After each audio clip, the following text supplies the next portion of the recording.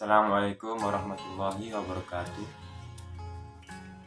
Perkenalkan, nama saya Muhammad Soleh Ramadana dari Nurse Tika Surya Global Angkatan 25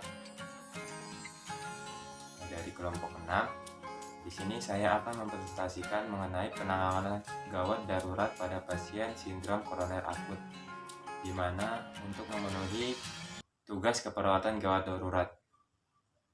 Langsung saja kita masuk kepada subbahasan. Baiklah, di sini pada pokok pembahasan yang pertama kita akan membahas mengenai definisi dari sindrom koroner akut. Kemudian di pembahasan kedua yaitu mengenai klasifikasi sindrom koroner akut. Dan yang ketiga yaitu mengenai manifestasi klinis pada sindrom koroner akut. Yang keempat mengenai faktor resiko sindrom koroner akut, dan yang terakhir yaitu pelaksanaan gawat darurat pada pasien sindrom koroner akut. Baiklah, pada pembahasan definisi sindrom koroner akut, di sini menurut AHA 2015 merupakan sekumpulan penyakit yang menyerang pembuluh darah koroner, di mana terbentuknya okulasi pada pembuluh darah koroner sehingga membuat otot jantung kekurangan suplai oksigen dan dapat mengakibatkan nekrosis jaringan pada otot jantung. Dan menurut Kasliwal 2012, di mana sindrom koroner akut merupakan istilah untuk tanda dan gejala klinis dari iskemik miokardium seperti nyeri dada, mual muntah, nyeri saat aktivitas, berdebar-debar, sesak napas yang terdiri dari angina pectoris tidak stabil, dan ST segmen elevasi miokard infarct, dan ST segmen elevasi miokard infarct. Jadi dari dua pengertian di atas dapat kita simpulkan bahwasanya sindrom koroner akut ini merupakan kumpulan tanda dan gejala klinis berupa nyeri dada saat istirahat maupun aktivitas, mual muntah, berdebar, sesak napas, napas pendek, mudah lelah, yang meliputi dari UAP non-STEMI segmen elevasi, kemudian STEMI segmen elevasi karena otot jantung yang kekurangan suplai oksigen. Baiklah, pada pembahasan selanjutnya mengenai klasifikasi sindrom koroner akut, di mana yang pertama merupakan yaitu infark miokard dengan elevasi segmen ST atau STEMI, di mana bisa dilihat pada gambar itu terjadinya pada PQRST yang didapatkan dari pemeriksaan EKG. Bisa dilihat secara langsung bahwasanya terdapat pergerakan ST elevasi. Kemudian pada klasifikasi kedua yaitu infark miokard dengan non elevasi segmen ST atau non STEMI. Nah, bisa dilihat juga di situ pada yang non STEMI bahwasanya sesuai pada gambar, dan juga angina pectoris tidak stabil UAP atau unstable angina pectoris. Di sini bedanya antara non STEMI ST elevasi dengan angina pectoris ialah pada peningkatan marka jantung. Jadi jika ingin membedakan antara non STEMI ini dengan ST elevasi dengan angina pectoris, maka harus dilakukan pemeriksaan biokimia marka jantung terlebih dahulu. Jadi apabila nanti terdapat peningkatan bermakna, maka diagnosis menjadi infark miokard akut segmen ST non elevasi. Sedangkan pada angina pectoris tidak stabil, marka jantung tidak meningkat secara bermakna. Baiklah, pada pembahasan selanjutnya mengenai manifestasi klinis pada pasien sindrom koroner akut. Nah, biasanya di sini pasien mengalami nyeri dada pada area bagian kiri. Nyeri ini biasanya menjalar dari dada sampai dengan nanti ke sisi tubuh bagian kiri pada rahang, leher, bahu, dan lengan. Biasanya itu terjadi selama kurang lebih 20 menit. Nah, rasa nyeri ini bisa timbul pada waktu istirahat dan pada penderita yang sebelumnya tidak pernah mengalami hal ini. Jika penderita sudah pernah mengalami nyeri atau bisa disebut dengan angina ini, maka serangan berikutnya akan menjadi lebih berat dan juga akan sering terjadi. Kadang-kadang juga pasien mengeluh soal pencernaan terganggu atau nyeri terasa di ulu hati.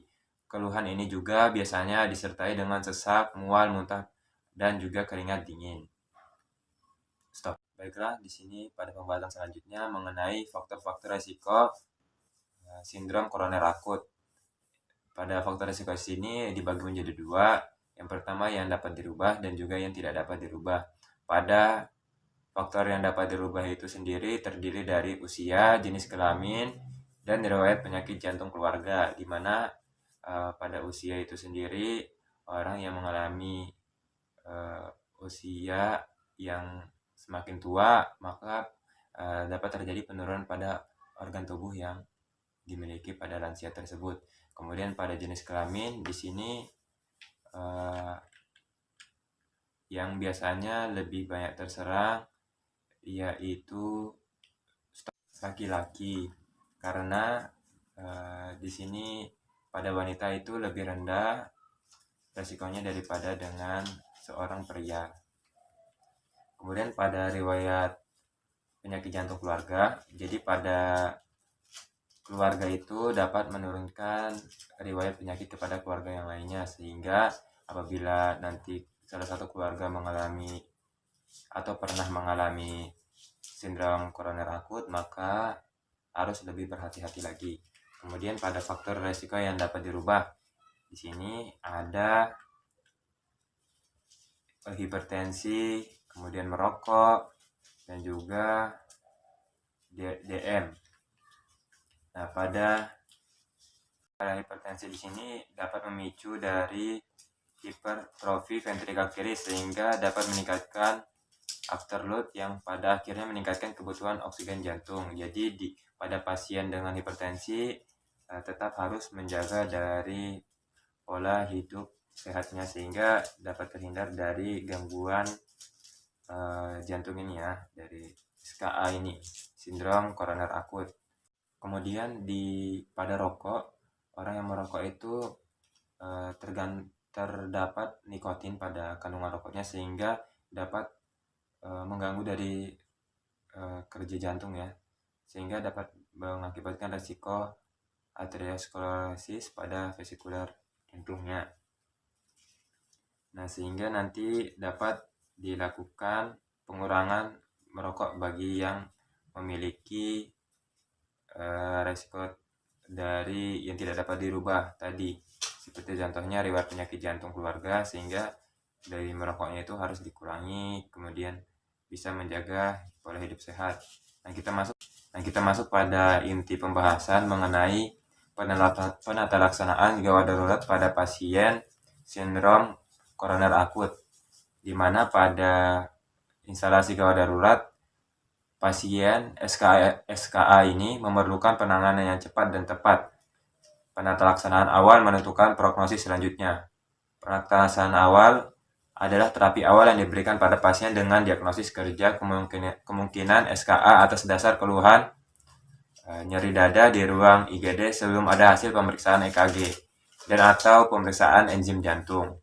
Terapi awal yang dimaksud adalah morfin, kemudian juga oksigen, aspirin, dan terapi awal ini tidak harus diberikan semua secara bersamaan.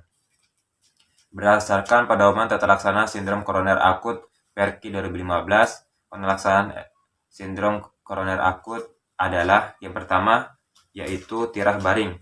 Jadi pasiennya diberikan tirah baring agar jantungnya itu tidak bekerja secara berlebihan.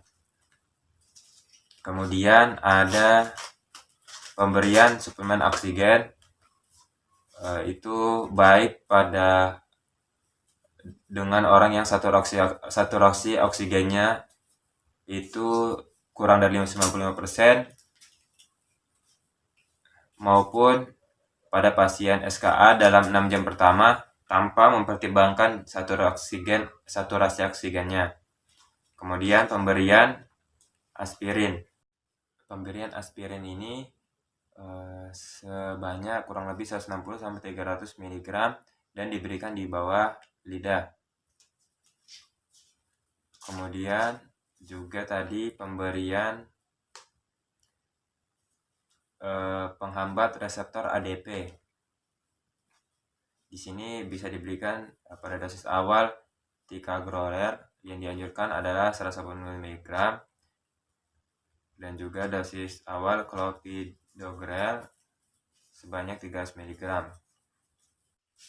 Di mana pada aspirin tadi itu kegunaannya untuk mencegah pengumpalan darah dan juga dapat mengurangi rasa sakit dan menurunkan rasa nyeri pada pasien yang mengalami sindrom koroner akut. Dan juga tadi mengenai penghambat reseptor ADP ini biasanya digunakan bersama dengan aspirin sebagai obat pengencer darah. Nah, lanjut pada pemberian nitrogliserin. Di sini diberi pada pasien SKA berupa spray atau tablet. Ini untuk menghilangkan nyeri pada pasien yang mengalami SKA. Dapat diulang sekitar 5 menit diulang setiap 5 menit sekali, maksimal 3 kali pemberian. Kemudian yang terakhir yaitu pemberian morfin sulfat sebanyak 1-5 mg melalui intravena. Dapat diulang setiap 10-30 menit. Di mana kegunaan morfin sulfat ini untuk mengatasi rasa sakit dengan intensitas sedang hingga parah, seperti halnya pada pasien dengan serangan jantung ataupun dengan pasien yang mengalami sindrom koroner akut. Nah, dari penjelasan yang sudah diuraikan tadi, akan lebih efektif jika diberikan kurang dari 3 jam. Dan keterlambatan penanganan pada pasien sindrom koroner akut ini mengacu pada golden period dari penanganan itu sendiri, yang dimana semakin cepat dapat ditangani pada pasien itu sendiri, maka otot jantung tidak akan sampai mengalami kematian. Sebaliknya, jika penanganan dilakukan dalam lebih dari 3 jam, maka otot jantung akan mengalami kematian. Pasien akan mengalami gagal jantung bahkan sampai dengan mengalami kematian. Apabila sudah sampai dengan masalah gagal jantung, maka kualitas hidup pasien akan menurun. Ya, terima kasih. Tadi sudah selesai dari penjabaran mengenai penanganan gawat darurat pada pasien sindrom koroner akut.